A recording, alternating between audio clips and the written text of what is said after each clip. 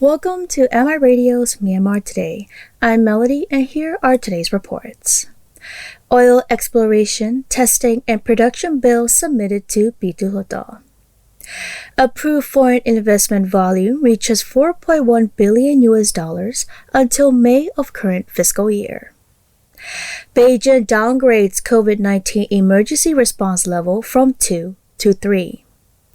343 COVID-19 cases with 282 recoveries.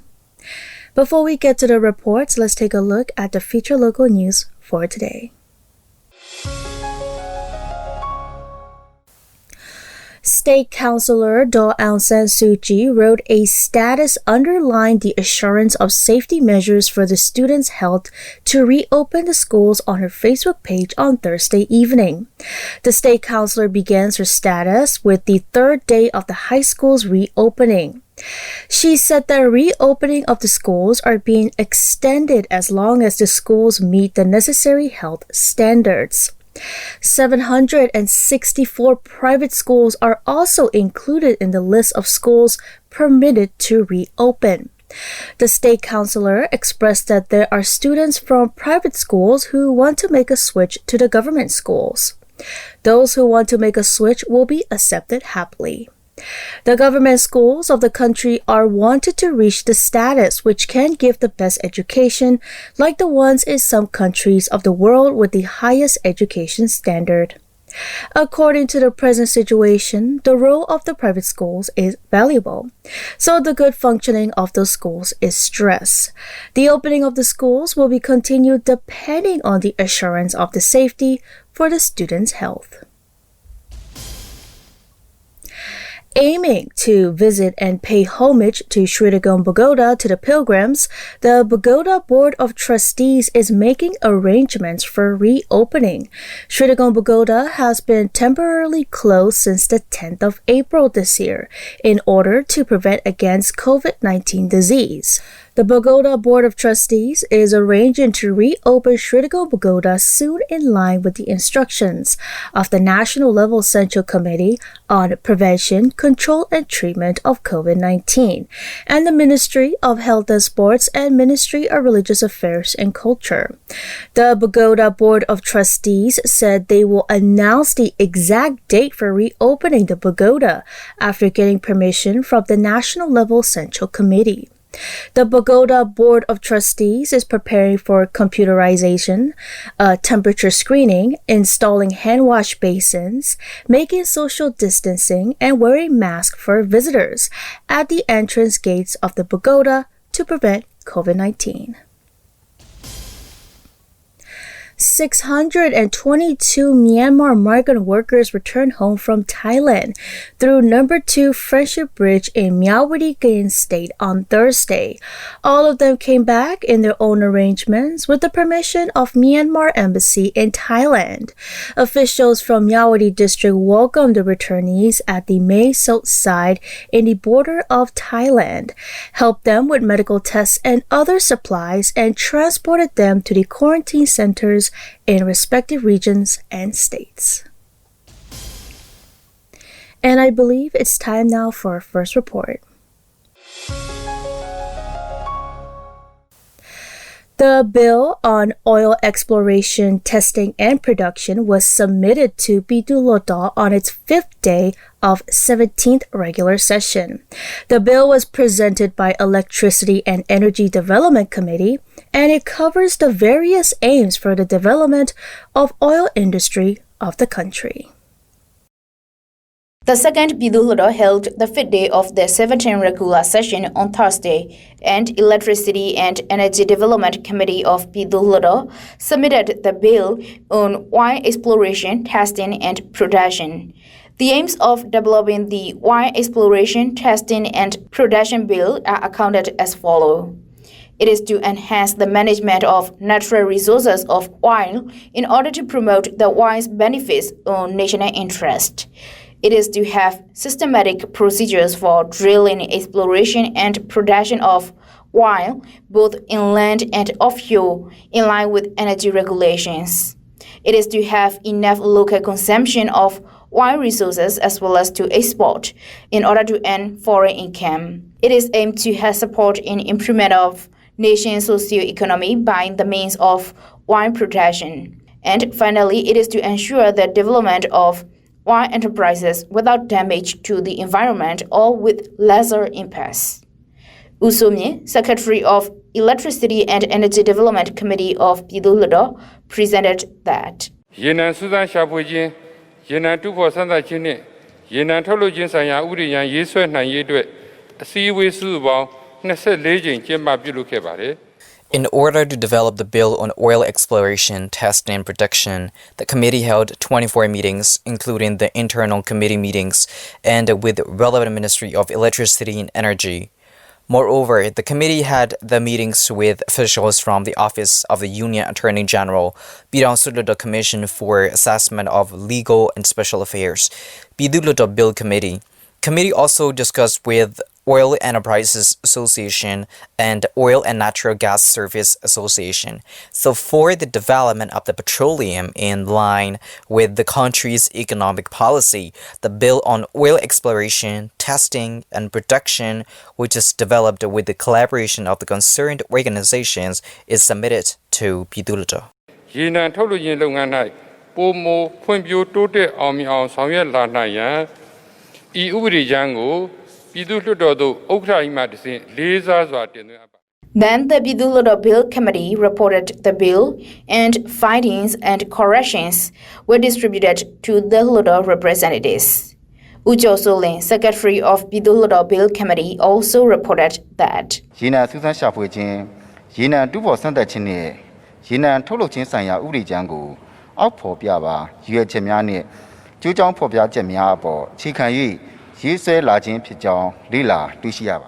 The Bill Committee found out that the purpose of the bill on oil exploration, testing, and production is to meet the current circumstances, to be adjustable with changing economic policy and strategy, and to have developed organizations in drilling, exploration, and production of oil in line with the nation's economic policy. Two bills on oil exploration, testing, and production submitted by Electricity and Energy Development Committee of Pyithu Hluttaw and Ministry of Electricity and Energy were the same, so that the two bills will be developed as one.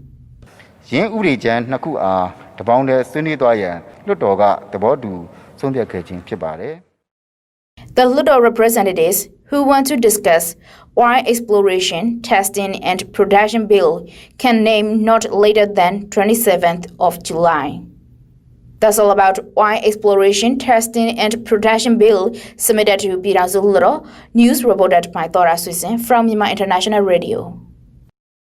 That's the report on oil exploration, testing, and production bill submitted to Pyithu Hluttaw.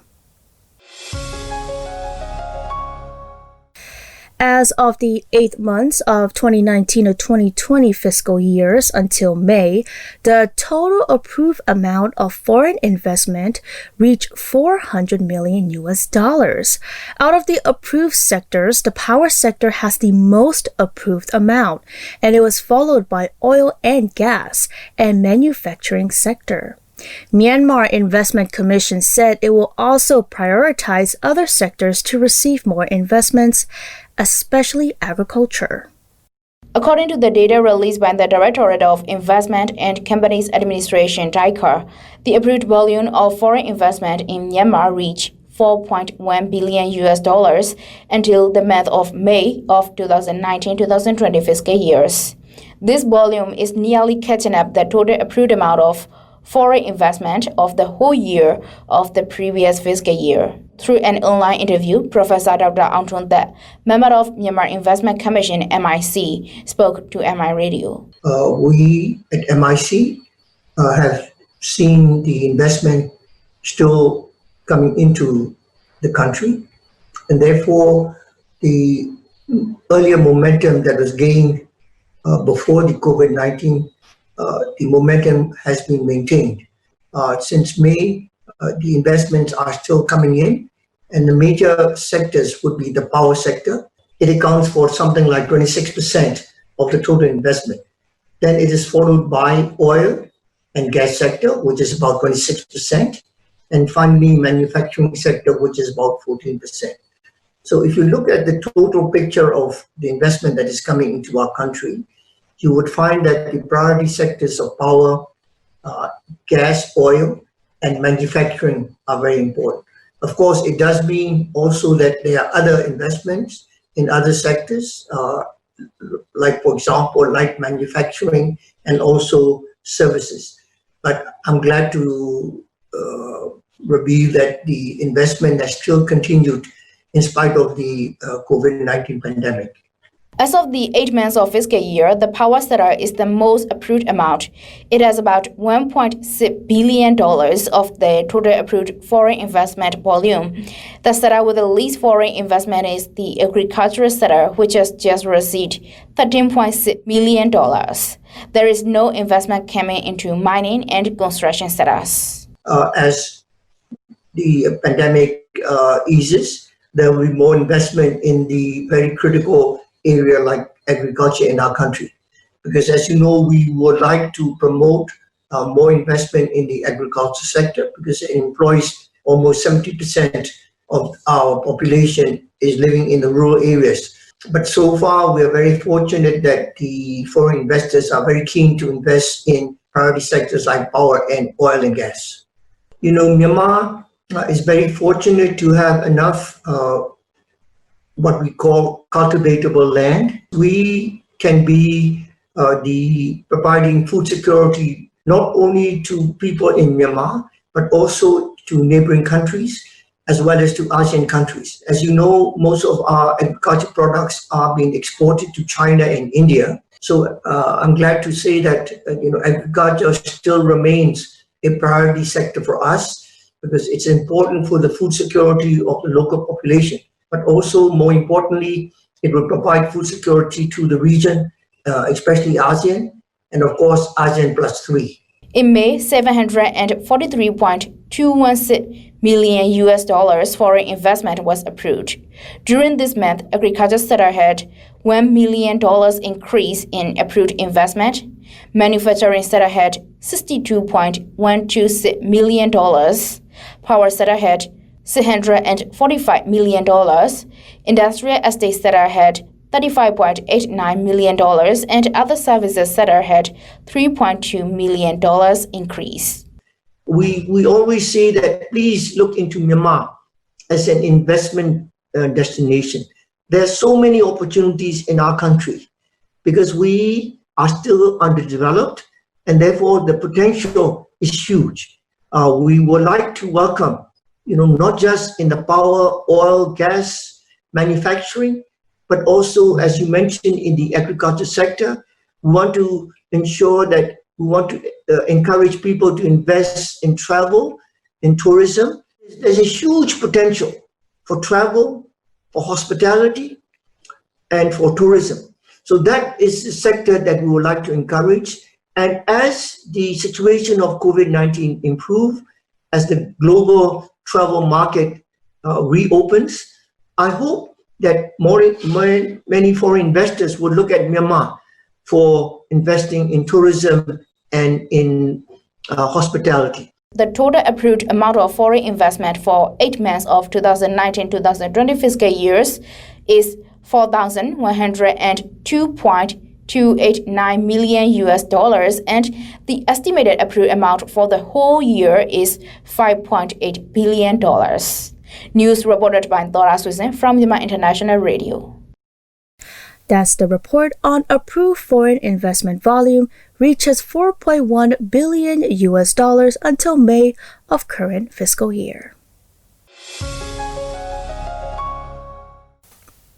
No new domestically transmitted COVID-19 cases have been found in Beijing for several days as of now, even though residents in medium and high-risk level regions are still under strict outbound travel restrictions. Beijing downgrades COVID-19 emergency response level from 2 to 3. Reporter David Tanner got all the details of it. Beijing recorded no new domestically transmitted COVID-19 case on Saturday for the sixth day in a row. The total number of cases stands at 335 since the cluster outbreak was discovered at Shinfadi Market on 11th of June, the Municipal Health Commission said on Sunday. 11 more patients recovered on Saturday, taking the total number of recoveries to 95. Beijing also registered no new cases on Saturday, the Municipal Health Commission added. So far, 21 patients are under medical observation. As situation in the Chinese capital stabilizes, more regions are lowering COVID-19 risk levels. As of Sunday afternoon, there is 9 regions labeled as medium risk across Fangdai and Daxing districts, and a single high-risk region, Fangdai district, and where Shinfadi Market is located. Residents in the medium and high-risk level regions are still under strict outbound travel restrictions. Hluttaw will add on more about the latest update on Beijing's activities regarding COVID-19. Beijing မှာ COVID-19 ကူးစက်မှုအသစ်မတွေ့ရှိတာရက်အတော်ကြာခဲ့ပါပြီ။ဒီ Beijing အနှံ့ပြားမှာရှိတဲ့မြို့လူထုတွေကိုလည်းယောဂဖြစ်ပွားနိုင်ခြေရှိမရှိပေါ်မူတည်ပြီးတော့ပေါ့နော်။ယောဂရှာဖွေတိုက်တာစစ်ဆေးမှုတွေကိုကြက်ကြက်ပြန့်ပြန့်လှုံ့ဆော်ပြီးပါပြီ။ဒါကြောင့်အခုလ20ရက်နေ့ကနေစပြီးတော့ Beijing မြို့မှာဆိုရင်တော့အများပြည်သူကျန်းမာရေးအရေးပေါ်အခြေအနေအဆင့်ကိုအဆင့်2ကနေအဆင့်3ကိုပြင်ဆင်သတ်မှတ်ပြီးလိုက်ပါပြီ။ 13 patients have recently recovered, taking the total number of recoveries to 203. In addition, all serious and critical COVID-19 patients have recovered. With the downgrading of the emergency response level, Beijing will gradually begin to hold conventions, exhibitions, sports events, and performances, adding that cinemas in the city will also be reopened with limitations on the number of visitors. Gatherings of up to 500 people will be allowed if they meet the requirements of COVID-19 prevention. Parks, tourist attractions, gyms, libraries, and museums will also be reopened with the limitations of the number of visitors. Nucleic acid amplification testing requires respiratory samples from the patient because COVID-19 is a respiratory virus. Swabs are most commonly used. Bronchoalveolar lavage fluid are also used if a patient has pneumonia or lung involvement with infection. Samples are then processed and tested for COVID-19. The test includes extraction of RNA from the patient's specimen, conversion to DNA, and PCR amplification with COVID-19 specific primers. With that said, Hluttaw also told MI Radio more about the current processes in China's National Health Commission attempts to increase the tools of nucleic acid amplification testing tools and systems. တရုတ်နိုင်ငံရှင်ကျန်းဒေသမှာလည်း nucleic acid တိုင်းတာစစ်ဆေးမှုစွမ်းအားတိုးမြင့်နိုင်ဖို့အတွက်တရုတ်နိုင်ငံတော်ကျန်းမာရေးကော်မရှင်ကနေဆေးဝန်ထမ်း200ကျော်ပါဝင်တဲ့ပြည်내10ခုက nucleic acid တိုင်းတာစစ်ဆေးရေးစေဝါကုသရေးအဖွဲ့10ဘွဲကိုရှင်းကျန်းအောင်ချက်ချင်းစေလွှတ်ထားတယ်လို့သိရပါတယ်။တရုတ်နိုင်ငံအနေနဲ့ကတော့ COVID-19 ကူးစက်ရောဂါနဲ့ပတ်သက်ပြီးတော့ case အနည်းငယ်ကိုတော့မှာပေါ့နော်သူတို့ပြင်းပြင်းထန်ထန်တင်းတင်းကြပ်ကြပ်နှိမ်နှင်းနေတာကိုတွေ့နေရပါတယ်ရှင်။ Reporter David Tanner reporting from Myanmar International Radio. That's the report on Beijing downgrades COVID-19 emergency response level from 2 to 3.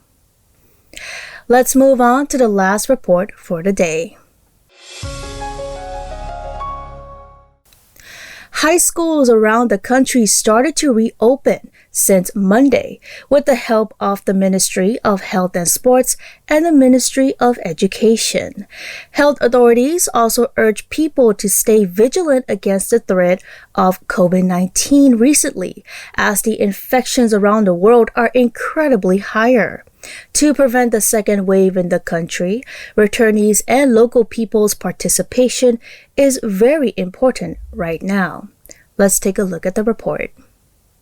The people have started back to their work in a new normal lifestyle, and some of the high schools around the country have started to open since 20th July with the help of the Ministry of Health and Sports and the Ministry of Education. Health authorities also urged the people to stay vigilant against the threat of the COVID-19 recently, as the infections around the world are incredibly higher. In the current situation, Myanmar can almost control the first wave, but to prevent the second wave in the country, returnees and local people participation are very important right now. Dr. Pyithu Lin, specialist from the Yangon Workers' Hospital, reviewed the COVID-19 situation. He said,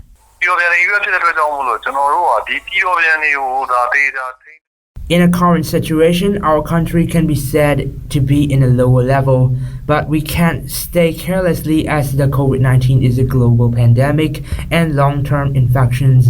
We can pass the first wave and we have to pass the second wave too. The returnees have increased in number. Coincidentally, schools are reopened and some quarantine centers have gone.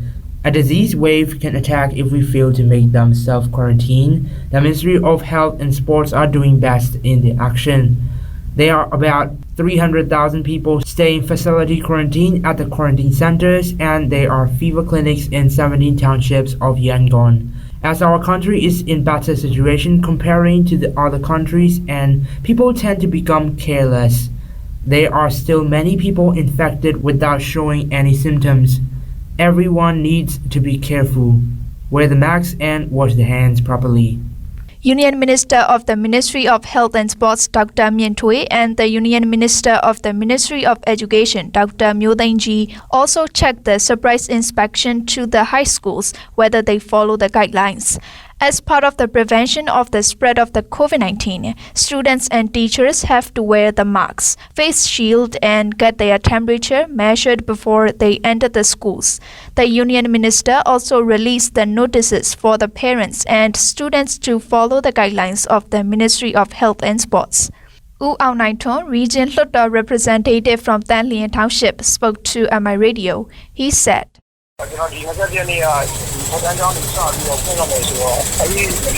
as the school have started to reopen, we educated the school teachers and students with the help of Township COVID-19 Committee. The students have to wear masks and parents have to follow the guidelines according to the announcement from the Ministry of Health and Sports. People participation is very important right now.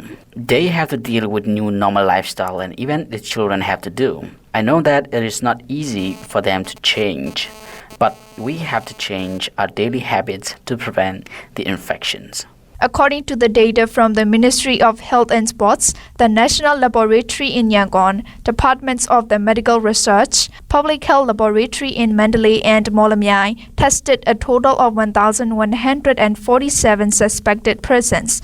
Since late March, the Ministry of Health and Sports has tested a total of 105,635 persons. Among the Southeast Asian countries, Philippines and Indonesia are the highest COVID-19 confirmed cases, according to the data from Johns Hopkins Coronavirus Resource Center. Myanmar has reported 343 COVID-19 confirmed cases with 6 deaths and 280 recoveries. Mazima, resident from Yangon, spoke to MI Radio. She said,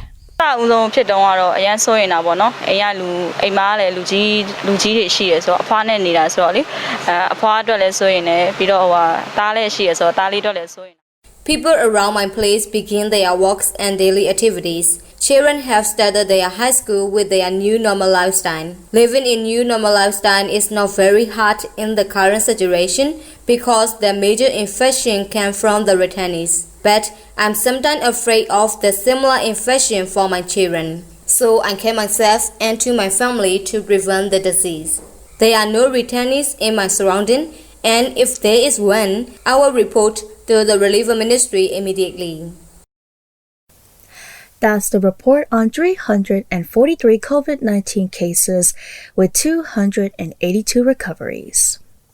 Now to international news.